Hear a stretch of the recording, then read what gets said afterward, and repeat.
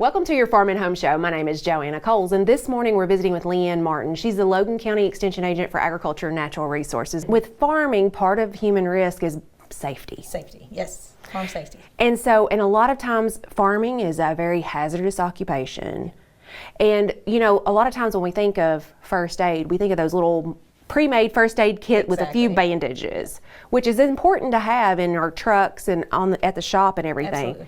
But there might be some other things that we need to think about putting in some of the trucks at the shop, anywhere where we have high areas of risk. Absolutely. And that's one of the things when we're working with farmers and farm equipment, it's very, very rarely do we have little accidents. It's always big accidents or things that a Band-Aid's not going to necessarily cover. So yeah, we went into part of our Annie's project is exploring those options or for more, what we would consider more hazard care or hazard emergencies. So we went through a few of the items that we would be easy to have in your trucks or in a small first aid kit that might be under the truck seat or even in a compartment in the tractors. The number one cause of preventable death after injury is bleeding out. Exactly, bleeding out. We don't really think about it as much as we think, okay, somebody's going to get to us. But in a lot of these farm visits and farm calls, we could be out in the middle of the field. We could be down the road or not even close to a house to get somewhere to stop the bleeding. Absolutely. And so there are some things. And Leann, I'm not a trained medical professional. Me neither, by no means. But we did have a nurse practitioner come and show us how to use it. And it does make me feel a little bit more confident if I was in the situation where somebody was bleeding. But something very inexpensive that you have in here that could help save a life. One thing that we don't really think about, and I hope we never ever have to use, is a tourniquet. This tourniquet once again comes out to 37 inches. So that's something that we can wrap around either some type of an extremity, whether it's a leg or an arm or a hand or something like that.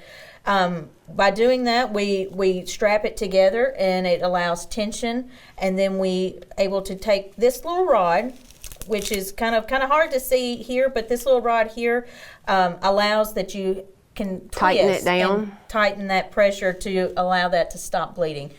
This one right here is a Cat 6, Tricia explained.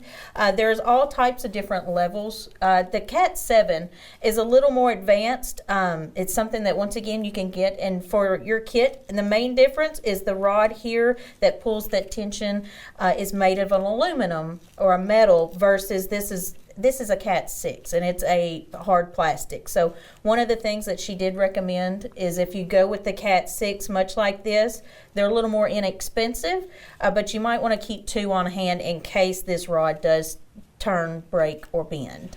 Yeah, because that's probably the most important thing is to put that pressure and then get them to a medical facility. Yes. Because a lot of our rural areas, I mean, they're 30 minutes or more to the nearest facility. Exactly. So this is not supposed to heal. This is supposed to be that emergency fix. Stop the bleeding, right? We're just stopping it, or at least as much as we can, and slowing that down till we can get trained medical professionals in hand. Absolutely. And there's online, you can find the website, more information about Stop the Bleed. It's a national initiative. You can get trained, have maybe a training for some of your workers.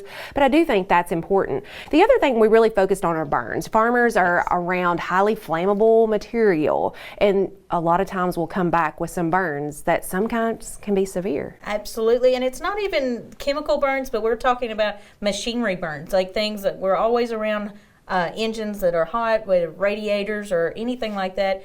Burns are always inevitable in some situations. And so she recommended having some burn gel on hand, having it refrigerated, put it in the refrigerator so that it's cool to bring that heat out of that. Yeah, absolutely. And she was explaining that the main difference between that first, second, and third degree is allowing that heat to escape. And using a burn type gel, whether it's room temperature or cool, that she did recommend it be cool. It's going to bring that heat out faster, so the healing process can take place a lot faster, hopefully to ensure that there's less permanent damage. Absolutely. No ice, use that. That's the thing. So here are all kinds of tools, Leann. If people want more information about farm first aid, make sure to contact your local extension office. Thanks for watching and have a great day.